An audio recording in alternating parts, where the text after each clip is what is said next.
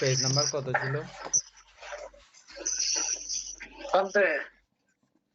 আমরা 1008 পড়বো আজকে। 1008 বিচিকিৎসা।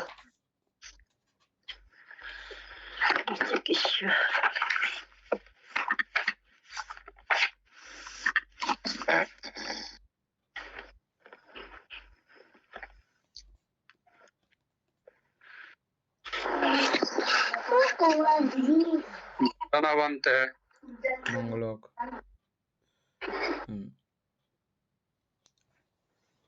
উপাসিকা পড়েন। উপাসিকা বলতে একটু খারাপ হচ্ছে বললো আজকে। ভালো লাগবে। তারপরে রিঙ্কু বড়ুয়া পড়েন।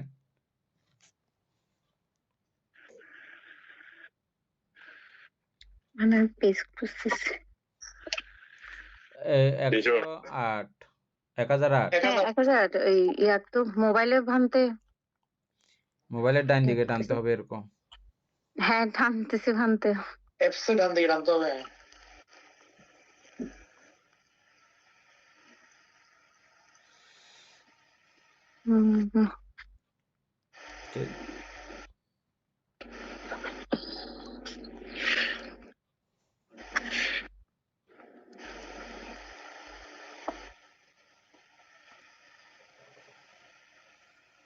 খাজার 1008 না ভাঙতে। ধর্মসমূহ ভাবনা করিয়া, না এটা তো 18 বলালা। হ্যাঁ উহাতে সন্দেহ কিরূপ? শাস্তা বা বুদ্ধির প্রতি সন্দিগ্ধ হওয়া, সন্দেহ করা, ধর্মের প্রতি সন্দিগ্ধ হওয়া, সন্দেহ করা, সঙ্গের প্রতি সন্দিগ্ধ হওয়া, সন্দেহ করা, শিক্ষায় সন্দিগ্ধ হওয়া, সন্দেহ করা, পূর্বান্ত বা অতীতাবস্থার প্রতি সন্দিগ্ধ হওয়া, সন্দেহ করা, অপরান্তের চরম উদ্দেশ্য বা মৃত্যুর প্রতি সন্দিগ্ধ হওয়া, সন্দেহ করা, পূর্বান্ত অপরান্তে সন্দিগ্ধ হওয়া, সন্দেহ করা, এই প্রত্যয়তা বা হেতু অর্থাৎ কার্য কারণযুক্ত সম্বন্ধ, পতিত্ব সমুৎপাত অর্থাৎ কারণ নিমিত্ত বা কার্য কারণ সম্বন্ধনীতির হেতু দ্বারা সমাধানকৃত ধর্মসমূহের সন্দিগ্ধ হওয়া, সন্দেহ করা, যাহা এইরূপ সন্দেহ অনিশ্চয়তা, অনিশ্চয়িত্ব, বিমতি, অনির্ভরশীলতা, সন্দেহ, দ্বিধা বিভক্ত পথ, সংশয়, অধিক বিধ মত বা ধারণা, দ্বিধা, অব্যবস্থিত চিত্ততা, অপবেশ বা অবিচক্ষণতা, স্তম্ভিতত্ব চিত্তের মনোবিলেখ, মানসিক বা চিত্ত চেতনায় হতবুদ্ধিতা, ইহাই বলা হয় সন্দেহ। হয়েছে। অ্যাপস থেকে পড়বো নাকি ওটা বুঝতে হবে? বুঝলে হবে, আর অ্যাপস থেকেও লাগবে না। অ্যাপস এর মধ্যে বেশি করে আছে নাকি? না বানতে প্রায় ওই রকমই অনেকটা। তাহলে বুঝলে হবে।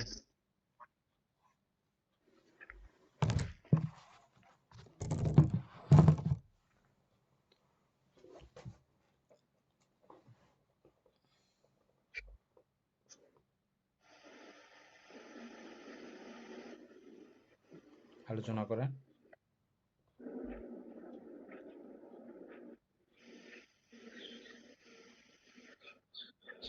উহাতে সন্দেহ কিরূপ? বলছে শাস্তা বা বুদ্ধির প্রতি সন্দিগ্ধ হওয়া, সন্দেহ করা, এখানে বুদ্ধ ধর্ম সঙ্গের যে এরকম শিক্ষা দিচ্ছে, এরকম আছে কিনা এরকম কোন একটা সন্দেহ উৎপন্ন করা। সুকুমার বাবু বলেন এই সন্দেহটা কিরকম? যেমন আমি বই থেকে পড়ছে, যাই হোক, হ্যাঁ বলুক। কি এমনি মানে বিচিকিৎসা সম্বন্ধে বলতাম বানতে না, নাকি? এই যে এই লাইনটা সম্পর্কে আলোচনা করেন। এখন যে বলছে উপাসক, এটা সম্পর্কে একটু আলোচনা করেন। আচ্ছা, মানে কনবান্তে বলছে যে অর্থাৎ বুদ্ধের প্রতি, ধর্মের প্রতি, সঙ্গের প্রতি মানে অর্থাৎ এই যে সন্দেহ করা আর কি বানতে, কিরকম মানে সন্দেহ? ওই সন্দেহ তো মানতে দ্বিমত আর কি, অর্থাৎ ওই আহ, বুদ্ধ কি মানে বুদ্ধ যেগুলা কি বলে গেছে সেগুলা কি আসলে সত্যি নাকি মিথ্যা? যেমন পরজন্ম, এটা একটা ইয়ে না, অনেকে বলে জন্ম নাই, অনেকে বলে পরজন্ম আছে, ওটা একটা সন্দেহ না? তারপরে যদি তো বলেন। না, এখানে তো বলতে আসলে বিষয়টা আমরা 3 লাইন পরে যেটা বলতেছে সন্দেহ, বুদ্ধের প্রতি, ধর্মের প্রতি, সঙ্গের প্রতি সন্দেহ, যেটা বলা হচ্ছে, এটা কি ধরনের সন্দেহ? হ্যাঁ, এটা অনেক কিছু হতে মানে পারে এখানে। তীরত্নকে একদম তীরত্নকে মানে মানে ওই বুঝতে চাই না আর কি। এখানে আসলে কি মানব বুদ্ধ যেগুলো বলে গেছেন, কি বলে গেছেন, বুদ্ধ নির্বাণের কথা পথ প্রদর্শন করেছেন, এই কথাটা সত্য কিনা এটার প্রতি একটা সন্দেহ পোষণ করতে পারে বুদ্ধ ধর্মের সঙ্গে। হ্যাঁ, আমরা বুদ্ধ ধর্মের সঙ্গ যে যে শিক্ষাগুলো দিয়েছে, যে আচার অনুসরণ করলে আমরা নির্বাণ পথ পাবো, এটা সত্য নয়, এটা সত্য কিনা এরকম সন্দেহ পোষণ করা আর কি এখানে। আর কেউ বলতে চাইলে বলেন, বলবেন আর কেউ না? উপাসক গুরুবাবু তো বলছেন না। বলতে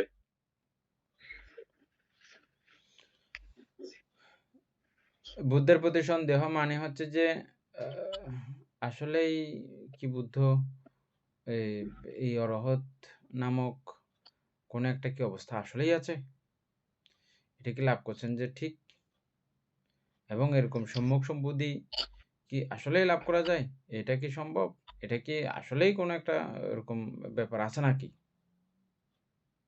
এক। আর ধর্ম, উনি যে ধর্ম ব্যাখ্যা করেছেন, এই ধর্ম আচরণ করলে এরকম একটা নির্বাণ পাওয়া যায়, শ্রোতাপত্তি মার্গ, সুকৃতগামী মার্গ, চারি ফল, এগুলো যে পাওয়া যায় এই ধর্ম আচরণ করলে, এটা কি ঠিক নাকি বেঠিক, ঠিক না বেঠিক, ঠিক না বেঠিক, এরকম একটা অবস্থা। তারপরে সঙ্গ কাকে বলে? যে চারি মার্গ, চারি ফল, যুগল ভেদে চারি যুগল, পুদ্গল ভেদে অষ্টপুদ্গল, এই অষ্টপুদ্গলকে সঙ্গ বলা হয়। এরকম লাভ করা ব্যক্তিত্ব কি আদৌ আছে? আদৌ কি এগুলো লাভ করা যায়?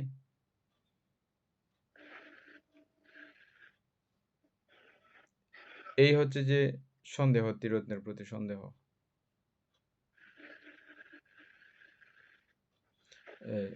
ক্লিয়ার হয় না মনে হয় না?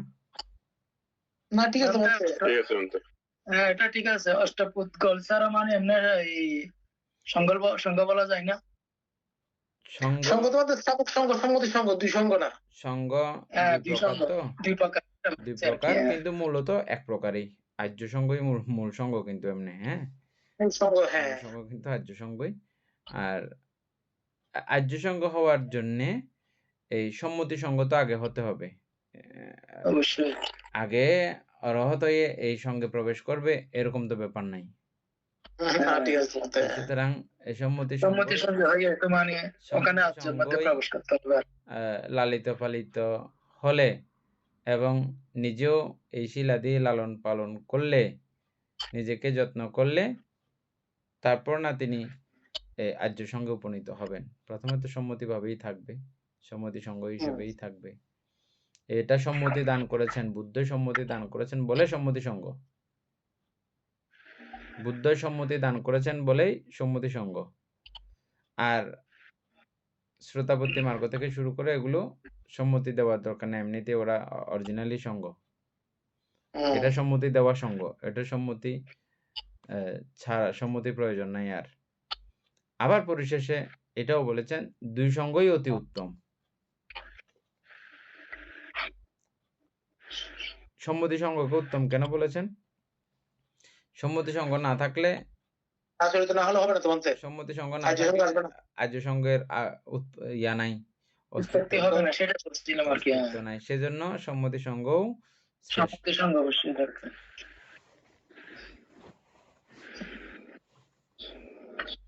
এরপরের লাইন, এরপরে বলা হচ্ছে 1000 আচ্ছা সন্দেহ হইতে পুরোটা শেষ না বান্ধব? না এরপরে উপাসক। না, শিক্ষায় সন্দিগ্ধ হওয়া মানে বুদ্ধের শিক্ষা এখানে ক্লিয়ার আছে অবশ্যই। এর মধ্যে বলা হচ্ছে কি শিক্ষার প্রতি সন্দেহ পোষণ করা, মানে বুদ্ধ যে উপদেশগুলো দিয়েছেন এগুলা আদৌ ঠিক কিনা, দ্বিধা করা, দ্বন্দ্বের মধ্যে থাকা। তারপর হচ্ছে অতীতের প্রতি সন্দেহ পোষণ করা। অতীত বলতে গেলে স্কন্ধ আয়তন প্রবৃতির। অতীত বলতে ওই যে এখানে বইয়ে যেটা লিখছে এটা আবার আমাদের আমরা ব্রহ্মজাল সূত্র যে পড়েছিলাম, হ্যাঁ বান্তে, মানে আমার অতীত আছে এখানে কিনা, অতীতে আমি ছিলাম কিনা। এখানে 16 প্রকার বিরাজমান আছে আর কি বানতে। 16 প্রকার গুলো একটু আবৃত্তি করেন সুকুমার বাবু।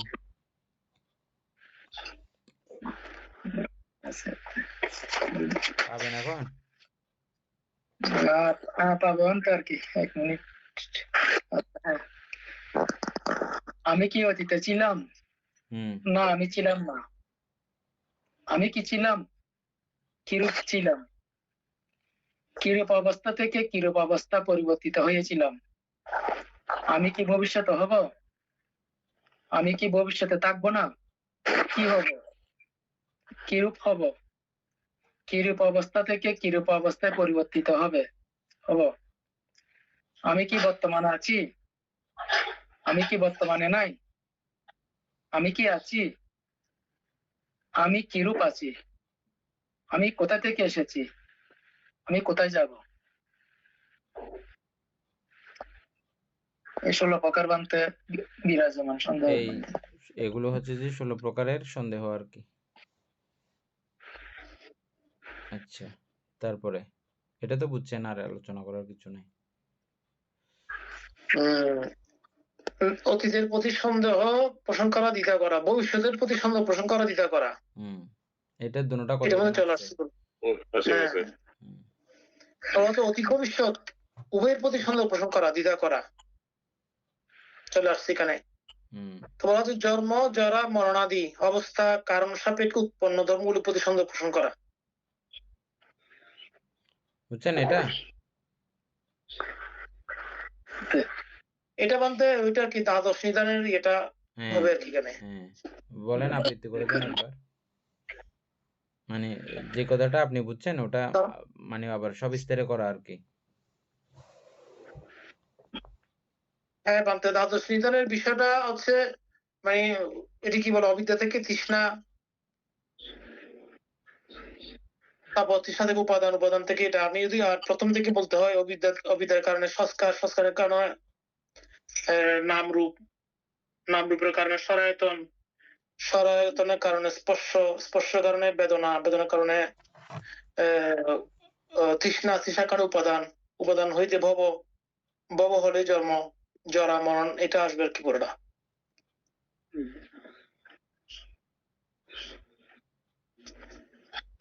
উৎপন্ন ধর্মগুলির প্রতি সন্দেহ পোষণ করা, দ্বিধা করা, মানে এই যে এইভাবে ধর্ম উৎপন্ন হয় এগুলোর প্রতি সন্দেহ পোষণ করা। না বইতে বলছিলাম এটা বলছে যে কি বলছে, কোন উৎপন্ন ধর্ম কোনগুলো? এই যে জন্ম জরা মরণাদি অবস্থা কারণ সাপেক্ষে উৎপন্ন ধর্মগুলির প্রতি সন্দেহ পোষণ করা, দ্বিধা করা। কিভাবে সন্দেহ করবে এগুলোর প্রতি? এগুলোর প্রতি সন্দেহ হচ্ছে বলতে, আমি জন্মগ্রহণ করেছি, আমার জরা মরণ এগুলো তো করতে পারে, তাই না? এবং জন্ম হলে যে এখানে কি জানি অতীত ভবিষ্যৎ এগুলো থাকবে কিনা,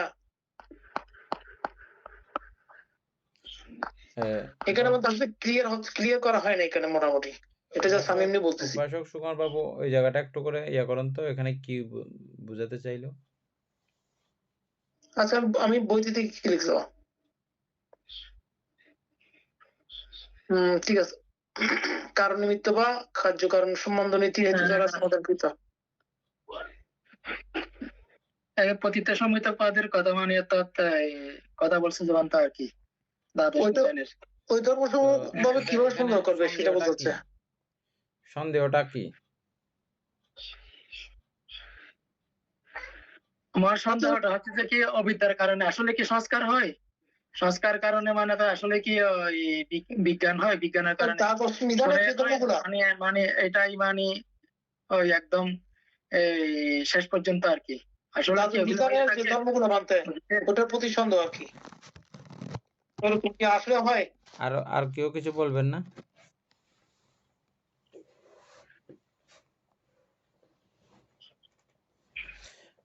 জন্মান্তর, হ্যাঁ বলে, জন্মান্তর আছে কিনা এটার প্রতি সন্দেহ, মানে কি এর পরবর্তী জন্মে গ্রহণ করবে, আবার যে পুনর্জন্ম হয় এটার প্রতি সন্দেহ। আচ্ছা বলতেছি, অর্থাৎ আমরা আমাদের এখনো পৃথিবীতে অনেক সংখ্যক মানুষ বিশ্বাস করে সৃষ্টিকর্তা কেউ একজন আছে, যিনি এই ব্রহ্মাণ্ড সৃষ্টি করেছেন, এই নক্ষত্ররাজি সৃষ্টি করেছেন। উনিই আমাদেরকে সমস্ত রকমের অসুখ বিসুখ, সুখ দুঃখ, মৃত্যু, জরা ব্যাধি এগুলো সবগুলো উনিই দিচ্ছেন, উনিই সব নিয়ন্ত্রণ করতেছেন। আর উনি করলে আবার এরকম হচ্ছে কেন, এটাও সন্দেহ ধরে গেছে। এটাও পুরোপুরি মেনে নেবার মতো পর্যায়ে থাকে না, একটু বুর্বক টাইপের হইলে এটা মেনে নেয় আর কি। বেশি চিন্তাশীল ব্যক্তি না হয়, বেশি প্রমাণ ভিত্তিক চিন্তা করে ওরকম ব্যক্তি হইলে উনি এগুলো মেনে নিতে ওনার সন্দেহ হয়ে যায়। যদি না হয় তাহলে এটা কেমনে সৃষ্টি হয়েছে, কিভাবে সৃষ্টি হয়েছে? হ্যাঁ,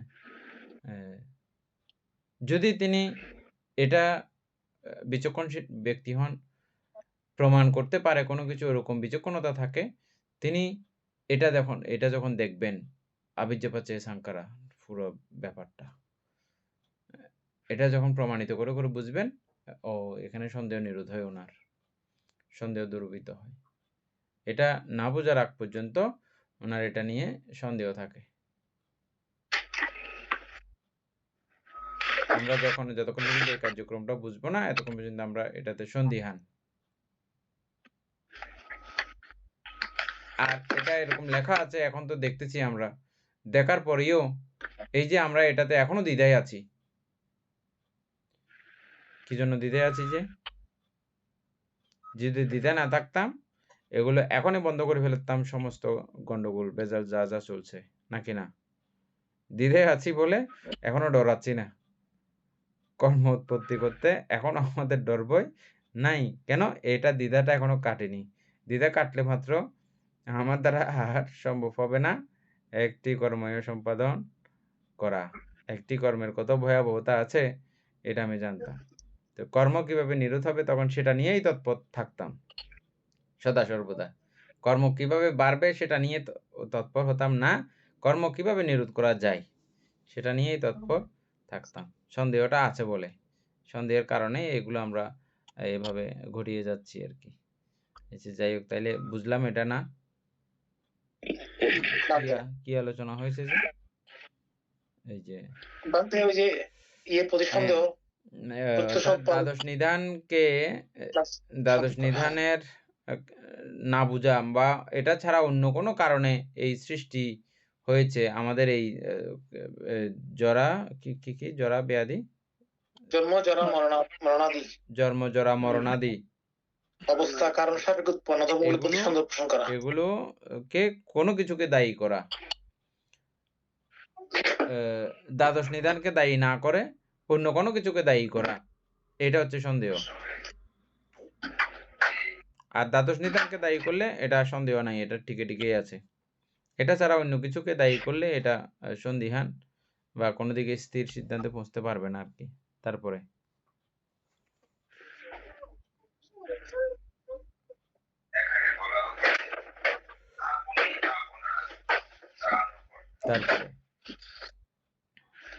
বলা হচ্ছে কি যা এরূপ সন্দেহকরণ, সন্দেহের অবস্থা, সংশয়, শঙ্কা, দুদুল্যমানতা, দ্বিধা, সন্দিগ্ধ ভাব, সিদ্ধান্তহীনতা, আলম্বন গ্রহণের অক্ষমতা। আচ্ছা, আমি তো ওইটা পড়াশোনা দিয়েছে বইতে, আমি তখন অ্যাপসে পড়তেছি যে না ঠিক আছে, ওখানে হলে ক্লিয়ার হয়ে যাচ্ছে, ওখান থেকে ইয়ে করেন। ঠিক আছে দাদা, ওখান থেকে ঠিক আছে, ঠিক আছে। বলবেন একটা ইয়া করে দিতে বেশি আরো বলবো হচ্ছে সূক্ষ্ম বিচার বিশ্লেষণে অক্ষমতা, আলম্বন উৎপন্ন হতে গিয়ে সসংকোচ ভাব, মনে আলম্বন সৃষ্টিকারী, এটিকে বলা হয় সন্দেহ।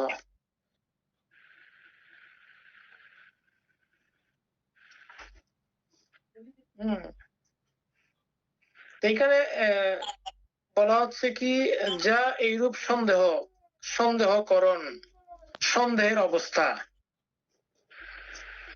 ওই উপরে যেগুলো পরে আসছে সেগুলো আর কি, এগুলোর কথা এখানে এগুলো বলা হচ্ছে সংশয়, শঙ্কা। এখানে যা পর্যন্ত আমরা সংখ্যা যেগুলো বলা হচ্ছে সেখানে সেটাই, হ্যাঁ, দুদুল্যমানতা, দ্বিধা, সন্দিগ্ধ ভাব। এখানে শব্দগুলো না বুঝলে আমরা আলোচনা করবো আর কি। সিদ্ধান্তহীনতা, আলম্বন গ্রহণে অক্ষমতা, বিচার বিশ্লেষণে অক্ষমতা, আলম্বনে উৎপন্ন হতে গিয়ে সসংকোচ ভাব, মনে আলোড়ন সৃষ্টিকারী, এটিকেই বলা হয় সন্দেহ। ক্লিয়ার হয়েছে সবার? এটা পরিষ্কার আছে, সবাই বুঝছে? বা তা আগেগুলো আমরা বুঝে আসছি, তো ওইগুলোর সংক্ষিপ্ত ওইগুলো বলছে আর কি নিচে। তারপরে 109 1009 উহাতে শিরব্রত পালন কিরূপ, এই শাসনের বা ধর্মনীতির বাহিরে শ্রমণ ব্রাহ্মণগণের শিলব্রত শুদ্ধি, ব্রত দ্বারা শুদ্ধি, শিলব্রত দ্বারা শুদ্ধি, যাহা এইরূপ দৃষ্টি মতবাদ, দৃষ্টিগত কুসংস্কার বা বিশ্বাস, দৃষ্টিগ্রহণ, বিবেচনার বনজঙ্গল, দৃষ্টি কান্তার, মনের বা মতের বা ধর্মমতের বিজন প্রদেশ, মতবাদে বা অনুমানে শরীর মুচড়াইয়া ফেলে এরূপ অবস্থা। মতবাদ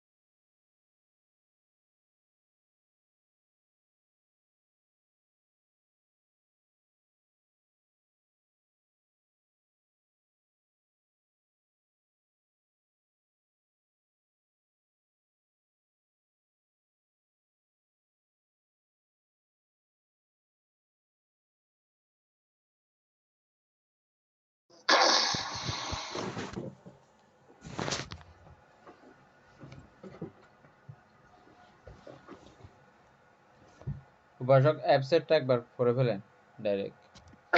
আচ্ছা বলতে এক্ষেত্রে শিল ও ব্রতে শুদ্ধির মিথ্যা ধারণা কিরকম? এর বাইরে অর্থাৎ বুদ্ধ শাসনের বাইরে শ্রমণ ব্রাহ্মণদের মাঝে শিলের মাধ্যমে শুদ্ধি অর্থাৎ মুক্তি আছে, ব্রতের মাধ্যমে শুদ্ধি আছে, শুদ্ধি মানে মুক্তি বলা হচ্ছে এখানে। শিল ও ব্রতের মাধ্যমে শুদ্ধি আছে বা মুক্তি আছে, যা এইরূপ মিথ্যা দৃষ্টিযুক্ত, মিথ্যা দৃষ্টি গ্রহণ, মিথ্যা দৃষ্টি কান্তার অর্থাৎ বিপদ ও ভয় সংকুল, সম্যক দৃষ্টির বিরূপকারী দৃষ্টি চাঞ্চল্য। বলছি কখনো শাশ্বত দৃষ্টি, কখনো উচ্ছেদ দৃষ্টি গ্রহণ করা, দৃষ্টি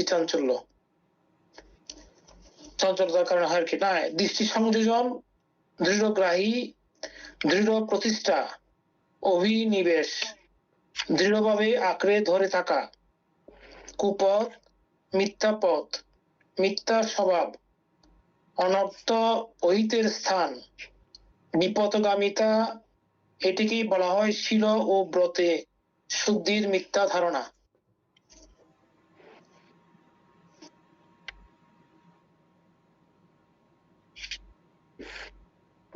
উপাসক সুকুমার বাবু, পুরো বিষয়টা এক কথায় ইয়ে করেন তো।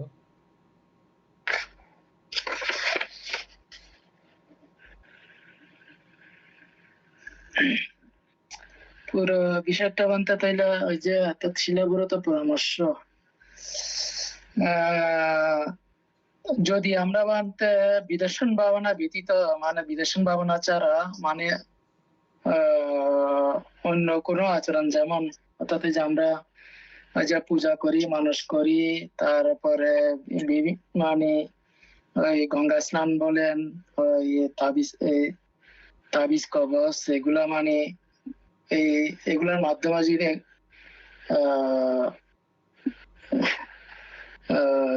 এগুলোর মাধ্যমে মানে তো দেবদেবীর আশ্রয়, মানে এটার মাধ্যমে বিশ্বাস করি, তাহলে তো যেটা শিলাবতা পরামর্শ মানতে আর কি, অর্থাৎ মুক্তিটা বিশ্বাস করলে আর কি। হ্যাঁ, ওই মুক্তিটা বিশ্বাস করলে। গুরুবাবু বলেন।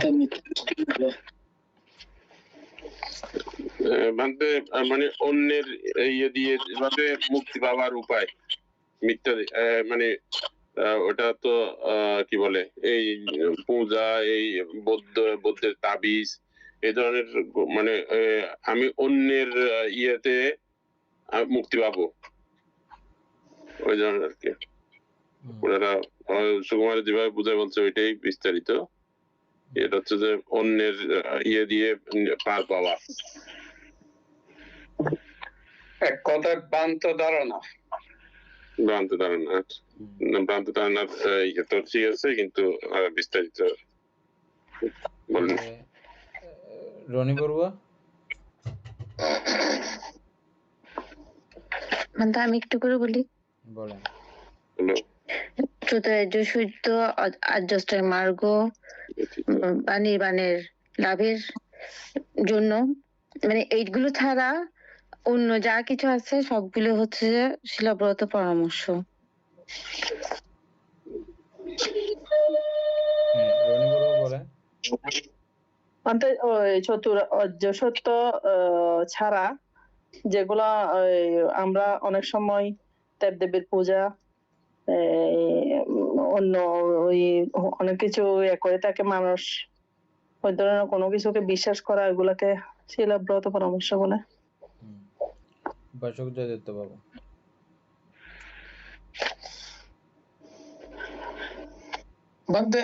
এখানে আমরা জানার চেষ্টা করছি কি শিলব্রত, এখানে শিল বলা আছে, শিল মানে শিল পালন করলে মুক্ত হওয়া যাবে। আর ব্রত হচ্ছে বিভিন্ন ব্রত পালন করা, যেগুলোর মাধ্যমে মুক্ত হব বলে আমরা আগে জানতাম আর কি। হ্যাঁ, কিন্তু মূলত এখানে দেখা যাচ্ছে বুদ্ধের যে শিক্ষা চতুরার্য সত্য আদর্শ মার্গ ব্যতীত অন্য কোনো ব্রত পালনের মাধ্যমে মুক্ত হওয়া যায় না। এগুলো অবশ্য বুদ্ধের এগুলো ব্রত নয়, এটা শীল, যেগুলো আমরা বিশেষ করে আর্যসঙ্গ মার্গ এখানে সবগুলোই দেওয়া আছে। এগুলোর মাধ্যমে একমাত্র মুক্ত হওয়া যাবে। এটা হচ্ছে মূল শীল, আর বাকি সবগুলো হচ্ছে ব্রত, মিথ্যা। মানে শিলাব্রত পরামর্শ আমি আগে মনে করতাম যে যেটা চারি আর্য সত্যকে মেনে ধর্ম পালন করাকে শিলাব্রত পরামর্শ বলে, তাইলে ওইটা ভুল ছিল না আমাদের? আবার বলেন তো। আমি আগে মনে করতাম মানে শিলাব্রত পরামর্শ মানে চারি আর্য সত্যকে অনুসরণ করে, সত্যকে সত্য, মিথ্যাকে মিথ্যা ইয়া করে শীল পালন করাকে শিলাব্রত পরামর্শ বলে মনে করতাম আমি। তাইলে এটা আগেরটা ইয়া না, ঠিক না। যাই হোক, আমি আরেকবার বলছি, হ্যাঁ, সবারটা মোটামুটি ঠিক আছে। শীল হচ্ছে চরিত্র বা স্বভাবকেই আমরা শীল বলে জানছি না। এবার হচ্ছে ব্রত। আবার ভালো করে খেয়াল করেন, আধ্যাত্মিক মার্গ যেগুলো বলছি এগুলোও কিন্তু শীল বা স্বভাব, নাকি না? এগুলো ব্রত নয়, শীল। হ্যাঁ, এগুলো শীল, এগুলো ব্রত, কিন্তু এগুলো আপনার জীবনের ব্রত। আপনি এটা ব্রত মানে কি, আমি এটা করব, যে আমি আজকে থেকে প্রাণী হত্যা করব না, এটা আমার জীবনের ব্রত। আচ্ছা, হ্যাঁ। আমি আজকে থেকে কন্টিনিউ ধ্যান করব, আমার চিত্ত একাগ্র করার চেষ্টা করব, একাগ্র রেখে দেব, আমার জীবনের ব্রত। বুঝছেন? তো তাইলে এটা তো শিলব্রত বলা হচ্ছে। তাইলে এটা কেন বলা হচ্ছে? এটা দিয়ে বুঝতে হবে, যেমন আমাদেরকে দৃষ্টি বলা হয়, দৃষ্টি বলতেই লিখে দিয়েছে, দৃষ্টি বলতেই বুঝে নিতে হবে, যেখানে শুধু দৃষ্টি লেখা থাকবে বুঝে নিতে হবে এটা মিথ্যা দৃষ্টিকে ইন্ডিকেট করা হয়েছে। ঠিক আছে? আর শিলব্রত ইন্ডিকেট এইভাবে করা থাকলে তাহলে বুঝে নিতে হবে আমাদেরকে, এটা সম্পর্কে বলা হচ্ছে যে আর্যশীল বা আর্যষ্টাঙ্গিক মার্গ ছাড়া যত আচরণ আছে জগতে, কোনো আচরণ দ্বারা দুঃখ মুক্তি, নির্বাণ লাভ সম্ভব না। নির্বাণ লাভ করার জন্য, দুঃখ থেকে নিবৃত্তি লাভ করার জন্য একটি মাত্র রাস্তা, আর্যষ্টাঙ্গিক মার্গ। আর যত রাস্তা আছে, যত পথ আছে দুঃখ থেকে মুক্তি হওয়ার জন্য যত আছে আর কি তাবিজ আর দেবদেবী বলবেন, যা কিছু বলেন না, যত কিছু আছে, যত রকমের ব্রত আছে, যত রকমের আনুষ্ঠানিকতা আছে, যত রকমের পূজা আছে, যত রকমের আশীর্বাদ আছে, যত রকমের আপনার বন্ধনীয় ব্যক্তি আছে, যাই থাকুক না কেন, কোনোটার দ্বারা কোনোভাবেও মুক্তি লাভ দুশ্রী রাস্তায়, দ্বিতীয় রাস্তায় হবে না। একটি মাত্র রাস্তা, আর্যষ্টাঙ্গিক মার্গ। এটা ছাড়া সবগুলোই মিথ্যা দৃষ্টি। হ্যাঁ, না বলতে শিলব্রত পরামর্শ হচ্ছে মিথ্যা দৃষ্টি। হ্যাঁ, মিথ্যা পথ। মিথ্যা দৃষ্টি আমরা ফেলে আসছি, এটা হচ্ছে মিথ্যা আদর্শ। মিথ্যা আদর্শে বসে থাকা আর কি, ভুল আদর্শে বসে থাকা।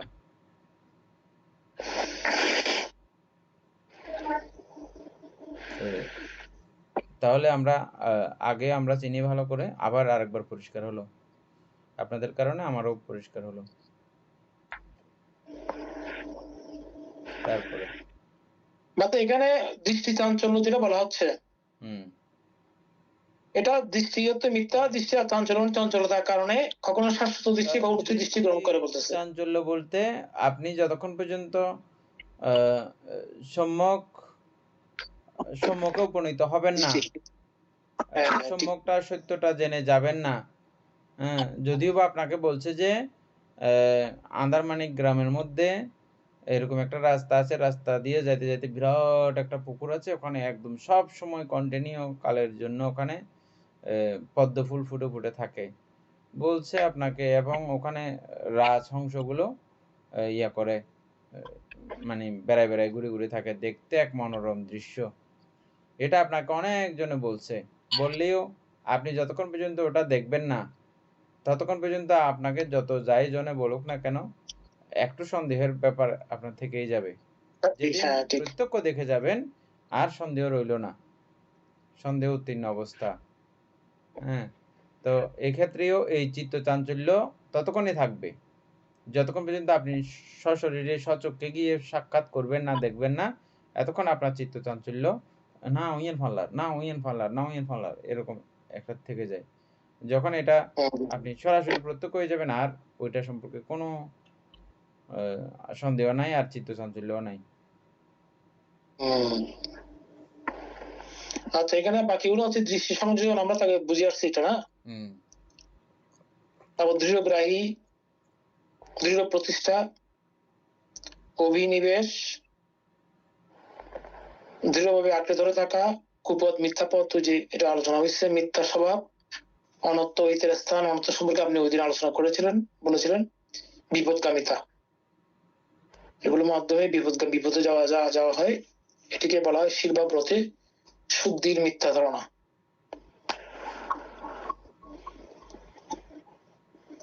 যাই হোক, আর কোন সুন্দর করে আলোচনা হয়ে গেলে এটাইও আবার তো এরপরে ভান্ত ওখানে একটাই আছে যে তীর্থায়তন ধর্মীয় সম্প্রদায় গণ্ডি বা পরিবেশ, মানে এটা বলতে কি বোঝাতে চাচ্ছেন? ওই যে তীর্থায়তন বলতে বিভিন্ন তীর্থ আছে না, তীর্থস্থান, ওই যে গঙ্গা স্নান আছে, তারপরে কতগুলো আমাদের ভারতের মধ্যে আছে, বরফের মধ্যে ওখানে যায় মানুষ, বসে থাকে অনেকক্ষণ যাবত। হ্যাঁ, তারপরে ওই সমস্ত জায়গায় গেলে মানে ইয়া হয়ে যায়, মানে পাপ মুক্ত হয় বা ওই মুক্তির পথ দেখা যায়, সেটা আমাদের মধ্যেও আছে। অমুক বিহার আছে, অমুক জাতি আছে, অমুক ধাতুচত্ব আছে। এখানে তুমি যদি একবার গিয়ে বন্দনা করো, পূজা করো, তুমি এত কল্প পর্যন্ত ইয়াতে যাবে না, নরকে যাবে না, বা তোমার এটার দ্বারা নির্বাণ সম্ভব হয়ে যাবে। তো এটা যদি আমরাও যদি বলি, আমার কাছে আসো, আমার কাছে আসলে তোমার নির্বাণ হয়ে যাবে, তুমি নির্বাণ লাভ করতে পারবে, এটা যদি বলে কেউ, এবং এটাও যদি আপনি ওই মত বা পথ বিশ্বাস যদি করেন, তা ওটাও কিন্তু এই শিলব্রত পরামর্শ। মানতে অনেকে বলে না ওইটা সত্য বুদ্ধ, ওই মন্দিরে সত্য বুদ্ধ আছে, ওইটাও মিথ্যা দৃষ্টি, ওটা হিসাব আলাদা। আমরা মূলত একটা বিষয় মানে মুক্তি লাভের জন্য আর্য অষ্টাঙ্গিক মার্গ ছাড়া অন্য কোনো পথকে যদি আপনি বিশ্বাস করেন, সবগুলোই শিলব্রত পরামর্শ। আমরা উদাহরণ দিতে ওই গৌব্রত উদাহরণ দিয়েছিলাম না, ও থেকে মুক্তির জন্য গরু ব্রত পালন করতেছে 12 বছর যাবত। ও গরুর মতো হাঁটে, মানে হাত দিয়ে এবং পা দিয়ে ইয়া করে করে হাঁটে। গরু যেহেতু কোনো কিছু গায়ে দেয় না, ও কোনো কিছু গায়ে দিত না, ও ল্যান্ডা ব্যান্ডা যেখানে সেখানে যাইলে এভাবে যাইতো। গরু সবসময় ইয়াতে গামলা টামলার মধ্যে দিলে খায়, ওকেও এগুলো নিচে টিচে ফেলে দিলে তো খাবে, ইয়ার মতো মানুষের মতো ভালো করে ইয়া করে খাবে না। তারপরে গরু যেমন হাত দিয়ে খায় না, ও হাত দিয়ে খাইতো না, ও গাল দিয়ে জিব্বা দিয়ে ইয়া করে করে খাইতো, গরুর মতো সম্পূর্ণ গরুর ব্রত। কেমনে ভাগ্য জুটছে হঠাৎ বুদ্ধের দেখা, এরকম ব্যক্তিরাও বুদ্ধকে দেখেছে, কি সাংঘাতিক না। তো বুদ্ধ অনেক কষ্ট করে গেছে, বুদ্ধের এখানে কোনো মানুষ ইয়ে আঁটি আঁটি যায় নাই, ও গরুর মতো গেছে, সাইডটা নিয়ে হাতে ঠেঙে আম্বুরে আম্বুরে গেছে, যাইয়া বানতে ভগবান আমি 12 বছর যাবত গরু ব্রত পালন করতেছি, আর এই পুণ্য দ্বারা কি হবে, কন্যা হতাম সর্বজ্ঞ সর্বদর্শী। বুদ্ধ কত আফসোস করে, মানুষ ন জানি ন বুঝিয়ে না, সৎপুরুষ কুশলাদি ব্যক্তিত্বদের দেখা না পাইলে, আর্যগণের দর্শন না পাইলে এভাবে মিথ্যাকে সত্য বলে, সত্যকে মিথ্যা বলা, এটা আর্যগণের দেখা না হলে এরকম হবে। পুণ্যকে পাপ বলবে, ইন্ডিয়াতে কোটি কোটি মানুষ ওই যে কুম্ভ মেলার মধ্যে চলতেছে না, গঙ্গা স্নান পাপ বলবে, পাপকে পুণ্য বলবে।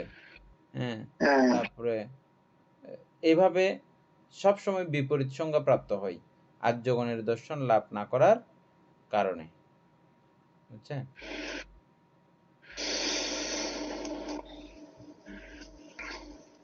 কি বলতে চাইছিলাম যে ভুলে গেছি আরো।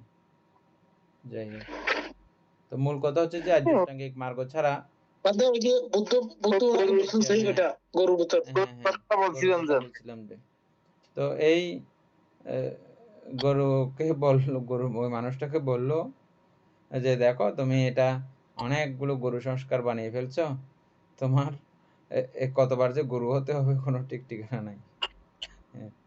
গরুর মতো সংস্কার, গরুর মতো আচরণ করছো যে তুমি গরু হয়ে যাবে। ও শুধু একবার না,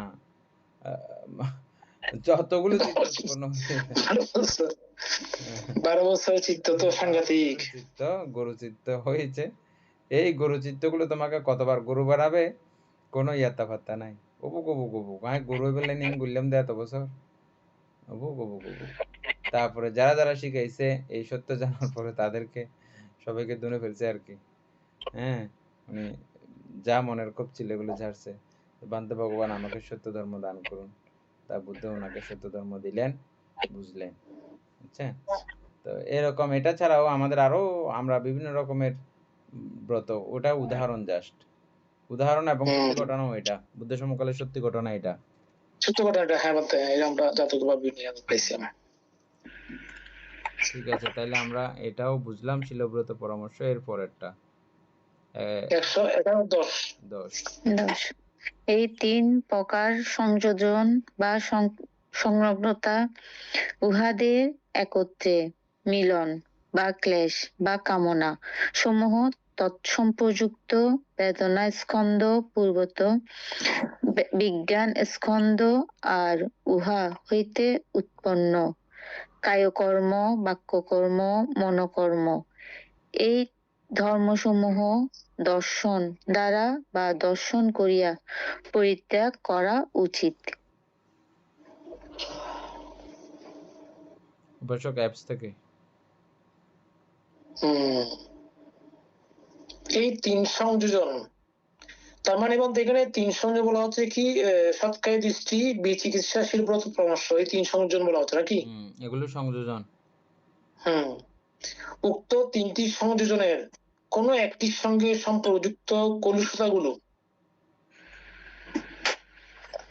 আচ্ছা, উক্ত 3টি সংযোজনের সঙ্গে যুক্ত বেদনা, সংজ্ঞা, সংস্কার, বিজ্ঞান স্কন্ধ, উক্ত 3টি সংযোজন হতে উৎপন্ন কায়িক কর্ম, বাচনিক কর্ম, মানসিক কর্ম, এই ধর্মগুলি হচ্ছে দেখার মাধ্যমে পরিত্যাজ্য। আচ্ছা, বুঝছেন, এগুলো এই 3টে সংযোজন, এগুলো আপনি দেখে পরিত্যাজ্য মানে বাদ দিতে হবে, করতে হবে দেখে, এগুলো দেখে দেখে বুঝে বুঝে, মানে দেখে বলতে এটা দর্শন করে আর কি, মানে পরিয়ত্তি প্রাপ্ত হয়ে পরিয়ত্তি জ্ঞান নিয়ে আপনি এটাকে বাদ দিতে হবে। এখানে মেন বইয়ের মধ্যে আরেকটা কথা লিখছে, আর ক্লেশ সংযুক্ত হয়ে, এই ক্লেশের কথাটা এখানে অবশ্যই আসে নাই। না, ক্লেশ তো এই আসছে বইতে আসছে তো, ওহাতে আর ক্লেশ বা কামনা সমূহ ওই যেগুলো আর কি, যে কলুষতাগুলো বলছে, কলুষতাগুলো। হ্যাঁ, তো তাইলে এই 3 সংযোজনের অবস্থা বা এই ব্যাপারগুলো আপনাকে দেখে শুনে বুঝে এটা পরিয়ত্তি ধর্মের মাধ্যমে, এক কথায় প্রতিপত্তি না, এগুলোকে বর্জন করতে হবে। এগুলো কেউ আপনাকে এগুলো ধ্যান করলে ইয়ে হয়ে যাবে, বর্জন হয়ে যাবে এমন না, এটা দেখে শুনেও আপনি বর্জন করতে পারবেন এবং করা উচিত, দর্শন করিয়া পরিত্যাগ করা উচিত এটা। আর ধ্যান করলে কি এগুলো পরিবর্তন হবে? না, ধ্যান করলে ধ্যানের বিষয় আলাদা, সেটা তো এভাবে পরিবর্তন করার বিষয়, পরিবর্তন হবে। ধ্যান করলে তো পরিবর্তন হবে, বিদর্শন ভাবনার মাধ্যমে অবশ্যই এখান থেকে মাত্র বুঝে না গিয়ে ওটা ধ্যান উৎপন্ন হবে না। আমি সেই জিনিসটা বুঝতে চাচ্ছিলাম। না, এটা ধ্যানে যখন প্রত্যক্ষ করে ফেলবেন যে ওই আপনার বিরাট একটা পুকুর আছে, পদ্ম আছে, এগুলো আপনি নিজের চোখে দেখে গেছেন তো ওখানে, তো এখানে তখন এগুলো এমনিতেই চলে যাবে, অন্ধ ধারণা, অন্ধবিশ্বাস বা সন্দেহ, এগুলো চলে যাবে তখন। ধ্যান করলে তো এমনিও যাবে। সেটা ছাড়াও বলতেছে যে এটা দেখেও পরিত্যাগ করা উচিত। উচিত মানে পরিত্যাগ করা যায়, দেখলেও এগুলো বুঝলেও বা পরিয়ত্তি জ্ঞানের মাধ্যমে এগুলো পরিত্যাগ করা যায়। যায় তো এমনি নাকি যায় না? অবশ্যই যায়। জ্ঞান পূর্ণ হলে আর কি। হ্যাঁ,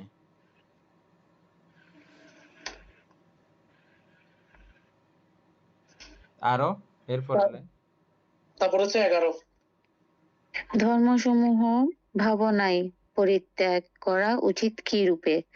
অবশিষ্ট লোভ, দেশ বা ক্রোধ, মোহ বা মুগ্ধতা, উহাতে একত্রে মিলন বা সংযোগ, আর ক্লেশ বা কামনা সমূহ তৎসম্প্রযুক্ত বেদনা স্কন্ধ পূর্বত বিজ্ঞান স্কন্ধ, আর উহা হইতে উৎপন্ন কায়কর্ম, বাক্যকর্ম, মনোকর্ম, এই ধর্মসমূহ ভাবনা করিয়া পরিত্যাগ করা উচিত।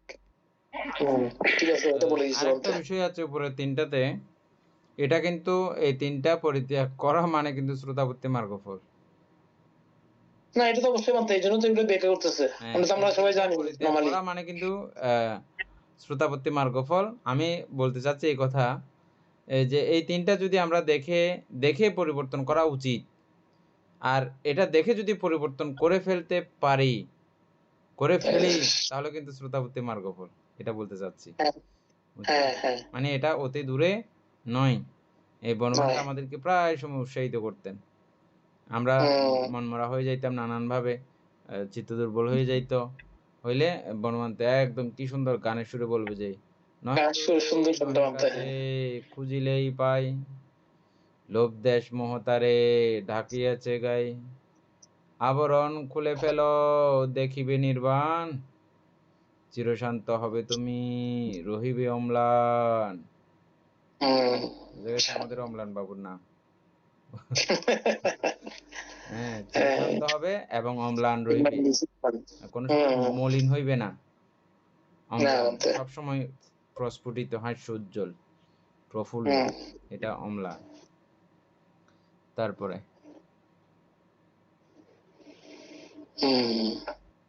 বা 1011 এটা কি বুঝতে হবে, এটা তো ওইটার মতো প্রাইসিং, ওটা দেখার মতো আর এটা ভাবনার মাধ্যমে। একই বিষয় দেখার মাধ্যমে পরিচর্য আর ভাবনার মাধ্যমে পরিচর্য মানতে। 12 ধর্মসমূহ দর্শন ও ভাবনা করিয়া পরিত্যাগ করা উচিত নহে কিরূপে? কুশল আর অব্যক্তিত ধর্মসমূহ কামাবচর, রূপাবচর ও অরূপাবচরের অপ্রতিপন্ন বা অপ্রাপ্ত বেদনা স্কন্ধ, পূর্বত বিজ্ঞান স্কন্ধ, আর সর্বপ্রকার রূপ ও অসংস্কার ধাতু, এই ধর্মসমূহ দর্শন ও ভাবনা করিয়া ও পরিত্যাগ করা উচিত নহে।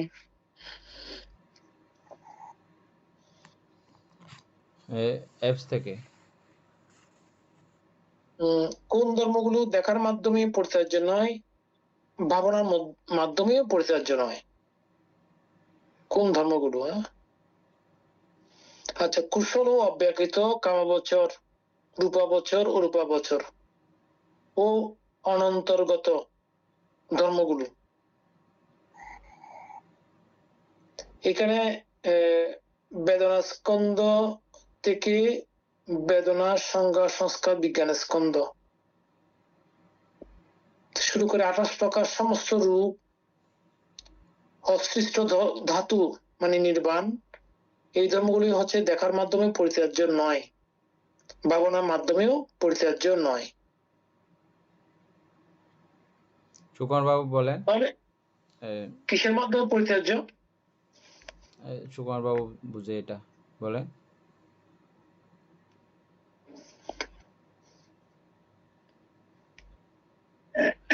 এমনি তো বোঝা যাচ্ছে, কিন্তু বিশ্লেষণটা, অর্থাৎ আমরা যে কুশল কাজগুলো করবো আর কি ভাবনার মাধ্যমে তো দেখবো, হ্যাঁ, এগুলো তো অবশ্যই আমরা পরিত্যাগ করবো না। অব্যকৃত ধর্ম মানে তাতে যে একই অবস্থা কামাবচরের যে 8টা কুশল পথ আছে, রূপাবচরের 5টা আছে, রূপাবচরের 4টা আছে, এগুলোর মাধ্যমে যেই মানে অর্থাৎ বেদনা স্কন্ধ থেকে বিজ্ঞান স্কন্ধ যেগুলো উৎপন্ন হবে, হ্যাঁ, মানে ওই যেগুলো একটু কুশল, হ্যাঁ, সেজন্য মানে আমরা পরিত্যাগ করবো না মানতে আর কি। আমি এভাবেই বুঝছিলাম আর কি। আর কেউ বলতে চাইলে বলেন, উপাসক বলেন এবার।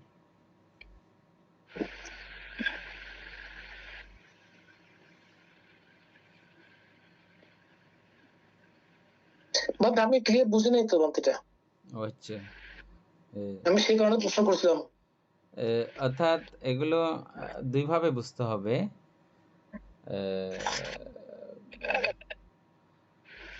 আপনি যে কারণে এগুলো সন্দেহ করছেন, আমি আপনার সন্দেহটা করতেছি। এটা হচ্ছে যে আমরা তো নির্বাণ প্রাপ্ত হলে সবগুলোই বর্জন করতে হয়।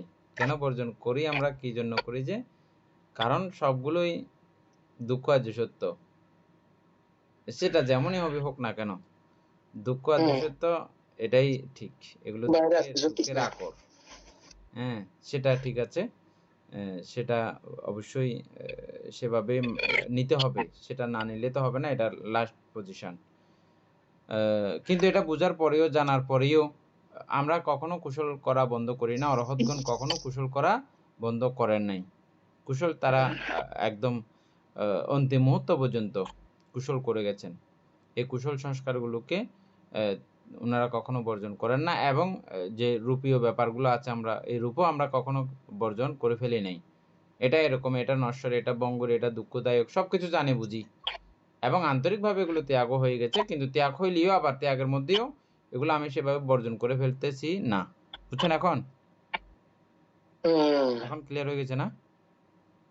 মানে আপনি বলছিলেন যে যখন অর্হত প্রাপ্ত হয় ওনারা কিন্তু কর্ম করে, কর্ম করলে কর্ম ফলটা হয় না। হ্যাঁ, এক্ষেত্রেও ফল হবে না। ফল না হইলেও এটা পরিত্যাজ্য নয়, এটা সংরক্ষণ করে।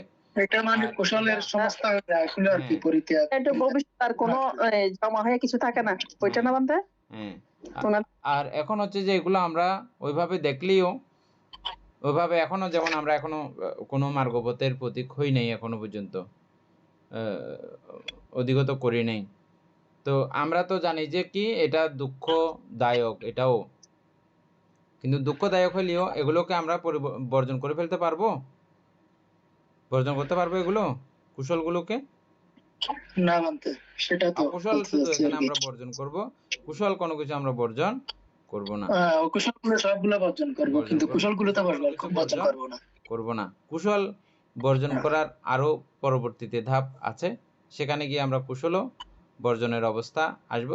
কিন্তু তখনও বর্জন হইলেও কিন্তু কুশল কর্ম করা অব্যাহত থাকে। অরহৎগণ এটা যেহেতু শেষ পর্যন্ত তারা করতে চান, তখন তো এটা কুশল থেকে ওটা প্রজ্ঞায় উপনীত হয় বিদায়, সেজন্য তো বর্জন করে না, সেজন্য বর্জন করে না এটা, এবং এটা লাগবে। তারা কুশল দুইটাই বর্জন না করলে তো মার্গফল লাভ করা যাবে না। এখন পরিষ্কার হয়েছে না?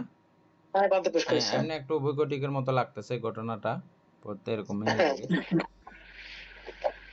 তারপরে আর তো নাই সময় না বাদ। হ্যাঁ, কালকে বলবার কি 1013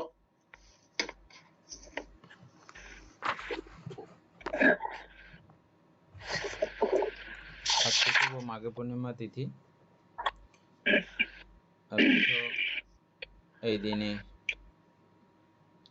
আয়ু সংস্কার বর্জন করেছেন অনেকের ধারণা মতে, বা আমরা প্রায়ই এটা লেখা দেখি বিভিন্নভাবে। আমরা এই দিনটা আমাদের জন্য অত্যন্ত শোকের, কষ্টের বা দুঃখের, এভাবে লেখা দেখি। তো এটা আমি বলবো যে আমরা পরশ্রী কাতর হইয়েই এই কথাটা বলবো। পরশ্রী কাতর হইলেই এমন একটা কথা থাকবে। তা আমরা তো এমনিতেই পরশ্রী কাতরতা মতো আমাদের যাই নাই, সেজন্য আমাদের নিজের লাভটা চিন্তা করতে গিয়ে আমরা এটা বলি। আসলে কিন্তু এই দিনটা আজকে মহা সুখের দিন, আনন্দের দিন, প্রীতিময় দিন। বুদ্ধ যেটা অর্জন করেছেন, বুদ্ধি প্রাপ্ত হয়েছেন, তিনি মানসিকভাবে নিবৃত্ত নির্বাণ লাভ করলেও এই দেহ যতক্ষণ পর্যন্ত বিলীন হবে না ততক্ষণ পর্যন্ত এই নির্বাণকে স্থায়ীভাবে ফিল করা যায় না। আর এমন একজন ব্যক্তি বুদ্ধ ভগবান, তিনি নির্বাণকে স্থায়ীভাবে ফিল করার জন্য বললে কথাটা ব্যতিক্রম হয়ে যাবে আবার, হ্যাঁ, নির্বাণে উপনীত হওয়ার জন্যে যেই দিন তিনি যেই ঘোষণাটা দিয়েছেন, তো সেটা মহা শান্তি হিসেবে চিহ্নিত করেছেন। মানে এটা জাস্ট আমাদেরকে বোঝানোর জন্য শান্তি বলেছেন আর কি। আসলে নির্বাণ তো কোনো শান্তির কোনো ব্যাপার না। তো ওই দৃষ্টিকোণ থেকে ভাবলে এটা বুঝতে পারবেন, বুঝতে সহজ হবে। আমাদের যত রকমের যন্ত্রণা, ত্রাসিত অবস্থা, এই ত্রাস সহ যন্ত্রণা সহ কোনো রকমের দুঃখ ওনার কাছে আর উৎপন্ন হবে না। এটা থেকে বড় সুখের, বড় আনন্দের আর কি থাকতে পারে? এতদিন যাবৎ ওনার দেহ ছিল, আর দেহ ছিল বলে ওনার নানান ধরনের দৈহিক সমস্যা টুকটাক ছিল, জানেন তো না? বুদ্ধের দ্বাদশ কর্মনিধানের মধ্যে একটা ছিল শিরপীড়া ছিল, আরো মনে হয় কোমরে ব্যথা, কিছু একটা ব্যাপার ছিল এরকম। পেটের সমস্যা ছিল, হ্যাঁ। যেমন মৃত্যুর আগেও, পরিনির্বাণের আগেও শরীর পীড়াগ্রস্ত হয়েছিল, ওই যে আমসা রোগ হয়েছিল। এই শরীর থাকলে এই যন্ত্রণাগুলো, দুঃখগুলো এড়ানো যায় না। তাহলে এই দুঃখ থেকেও তিনি চিরতরে অব্যাহতি হতে যাচ্ছেন। এটা মহাপ্রীতির, মহা আনন্দের বিষয় নয় কি? তাইলে সে দৃষ্টিকোণ থেকে চিন্তা করলে তখন কিন্তু এটা শোকের বা দুঃখের দিন কিন্তু নয়। আর আমরা স্বাভাবিকভাবে মনে করি যে না, বুদ্ধ আরো যদি থাকতেন, আমরা আরো বুদ্ধকে দেখতাম। হ্যাঁ, প্রত্যেকটা কিছুর উৎপত্তি হলে বিলয় অবশ্যম্বী, উৎপত্তি হলে এটাই তোমাদের প্রমাণিত হলো। এটা প্রমাণিত হলো। যতই তিনি শক্তিধর হোক, প্রমাণিত, যত তাহলে তো বিপরীত ধর্ম প্রমাণিত হচ্ছে না। হ্যাঁ, ক্ষমতাসীন হোক না কেন, ওনাকে এই সৃষ্টি ধ্বংসের কার্যক্রমের মধ্য দিয়ে ওনাকে চলতে হয়। তো আজকের এই দিনে বুদ্ধ এটা ঘোষণা করেছেন, এবং এই ঘোষণাকে কেন্দ্র করে আজ অবধিও পৃথিবীর যারা খুব দক্ষ বৈজ্ঞানিকগণ আছেন, তারা এটা নিয়ে খুবই আশ্চর্য হন। কিভাবে মানুষ একটা তার মৃত্যুক্ষণ জানতে পারে, মৃত্যুর জায়গা নির্দিষ্ট করতে পারে, এবং সেই ঘটনাগুলো পূর্ব থেকে এটা এমন হবে, এই ঘটনাগুলো কিভাবে তিনি জানতে পারেন। তো এটা নিয়ে আশ্চর্য হন এখনো পর্যন্ত বিজ্ঞানী, দার্শনিকরা। তারা অনেকগুলো মতবাদ প্রকাশ করেন, এই যে উনি আর 2 দিন বাঁচবে, আইসিইউতে থাকলে এরকম বলে, কিন্তু দেখা যায় যে না, ওরা 2 দিন না, আরো 10 দিনও বেঁচে গেছে, 2 মাসও বেঁচে গেছে, 6 মাসে মারা যাবে বলে দেন, কিন্তু দেখা যায় যে 6 বছরেও মরে নাই। যেমন আমাদের ডক্টর জানাতে বলতে কি বলছিলেন না বলতে, হ্যাঁ, বলছে মারা যাবে আজকে রাত্রে, কাল বলছিলেন। তো সুতরাং এগুলো বৈজ্ঞানিকদের পক্ষে এখনো পুরো বিষয়টা পুরো অন্ধর মতো করে তারা চলছে, কোনো প্রত্যক্ষতা নাই। এত কিছুর মধ্যে কিন্তু ভগবান বুদ্ধ কি করলেন, 2500 বছর আগে তিনি নির্দিষ্ট একটা দিন ঘোষণা করেছেন, শুভ বৈশাখী পূর্ণিমার তিথিতে আমি এই দেহ অন্তিমবারের মতো ত্যাগ করব।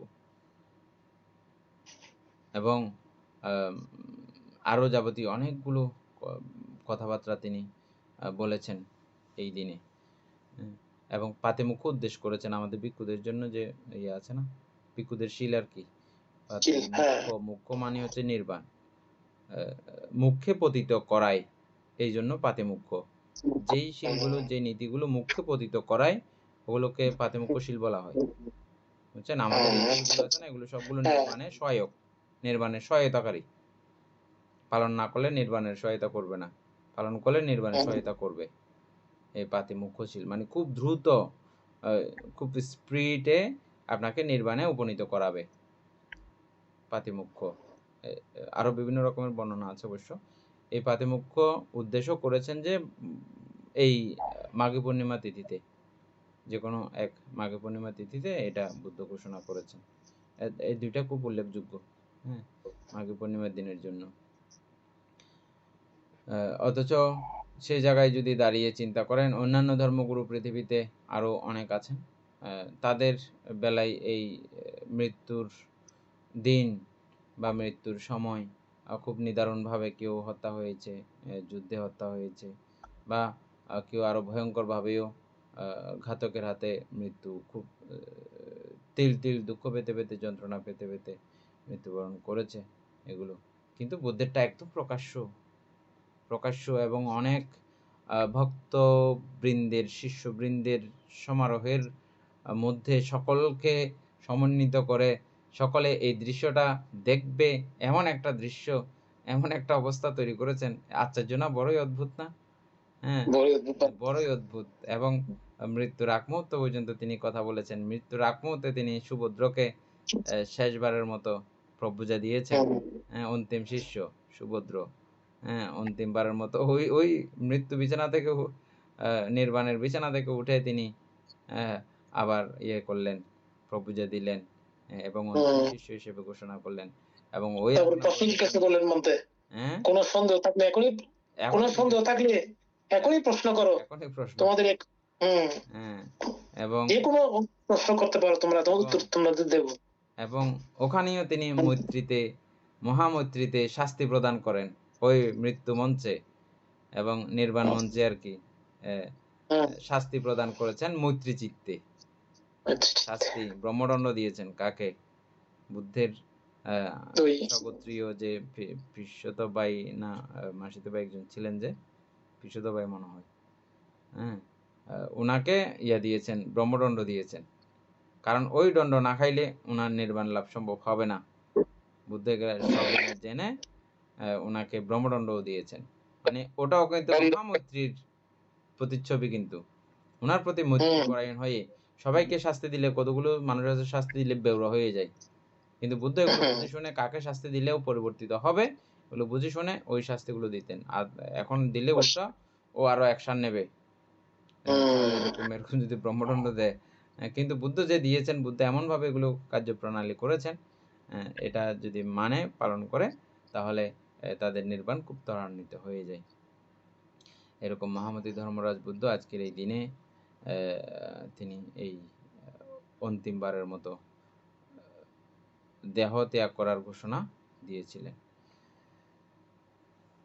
আমরা এতক্ষণ যাবৎ অভিধর্ম চর্চা করেছি এবং বুদ্ধের মাঘী পূর্ণিমা দিবসের এই স্মৃতিচারণও করলাম। এতে আমাদের প্রভূত পুণ্য সাধিত হয়েছে। এই পুণ্যরাশি অনন্ত চক্রবাসী সত্যগণকে দান করছি, গুরুবান্ধবকে দান করছি, মাতা পিতাগণকে দান করছি, এবং যারা আমাকে প্রতিনিয়ত এভাবে ধর্মচর্চায় সহযোগিতা করছেন তাদেরকে পুণ্যরাশি দান করছি। এই পুণ্যরাশির যারা আমাকে প্রতিনিয়ত চারিপ্রত্যাদি দান করেন তাদেরকে পুণ্যরাশি দান করছি। এই পুণ্যরাশির কাছে আমরা প্রত্যেকে প্রার্থনা করব নির্বাণ লাভ করা অবধি অসৎ ব্যক্তি, মূর্খ ব্যক্তি পাপমিত্রের সংসর্গ লাভ না করে সদা সর্বদা জ্ঞানদোষী কল্যাণ মিত্রের সান্নিধ্য সংসর্গ লাভ করতে সক্ষম হই। এইরূপ সাধু কামনা পোষণ করে আজকের মতো ক্লাস এখানে সমাপ্ত করছি।